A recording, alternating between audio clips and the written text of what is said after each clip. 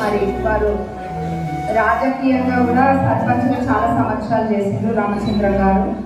చాకలి ఐలమ్మ అంటేనే మన నియోజకవర్గానికి పరిమితం కాదు, మొత్తము రాష్ట్రానికే చాకలి ఐలమ్మ అంటే ఒక రోల్ మోడల్, ఒక ఇన్స్పిరేషన్. మరి అట్లాంటి చాకలి ఐలమ్మ ఉన్న ఈ నియోజకవర్గంలో ఒక ఎమ్మెల్యే రావడం నాకు నిజంగా అదృష్టంగా భావిస్తున్నా.